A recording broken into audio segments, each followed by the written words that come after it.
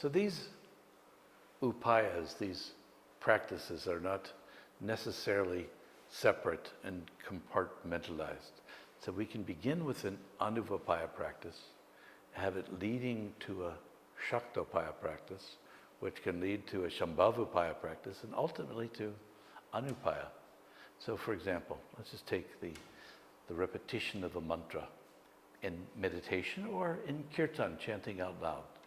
So from an anuvapaya practice, we begin repeating the mantra. We can do it out loud or we can do it quietly with the awareness that we're praying to a deity. Let's say, Om Namah Shivaya, Om Namah Shivaya. I'm repeating the mantra with the awareness that I'm here and that I can earn the grace of Shiva, who will bestow the grace upon me and bring me into some level of experience.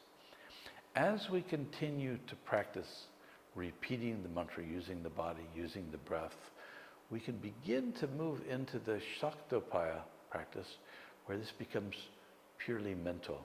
We begin to repeat the mantra with the awareness that the mantra, myself, my true inner self, and the deity of the mantra are one. We dissolve the sense of separation between mantra, deity, and self, and merge that. And this is a mental process. We repeat the mantra, Om Namah Shivaya, with the awareness that I'm invoking my own self, which is not different than Shiva.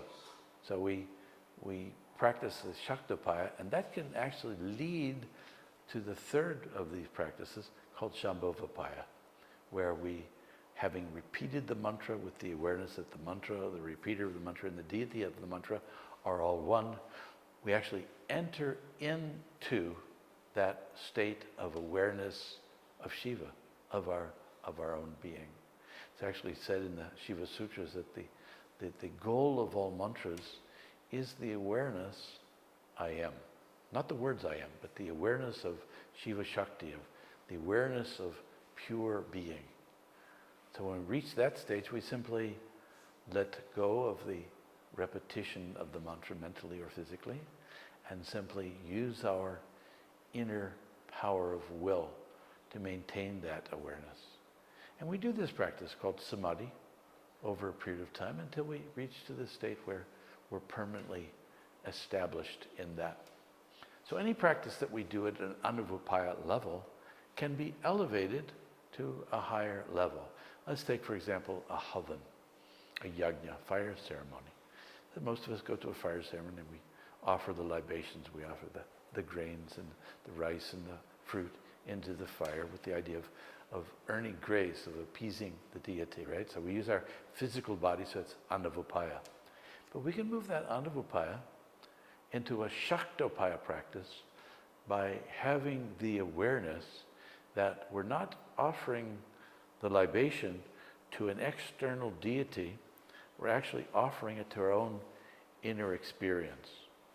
So on the physical plane, we're offering the grains, the offering to the fire, which is representing a higher consciousness.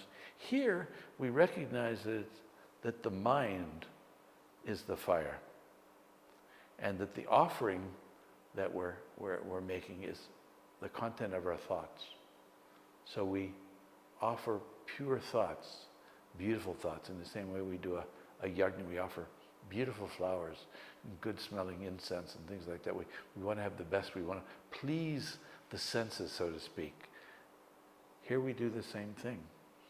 We offer pleasant thoughts, sweet thoughts, fragrant thoughts. To whom?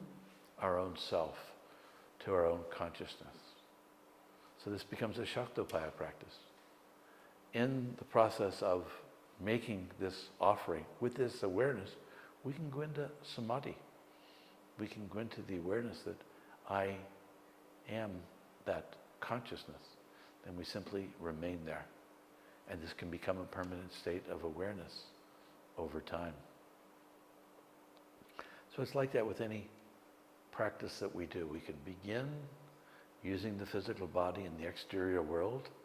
We can begin with the belief that I'm praying, I'm invoking a deity. But then we can go to a higher stage of practice by understanding that we're really offering to our own inner self. And that can lead to the direct experience of that.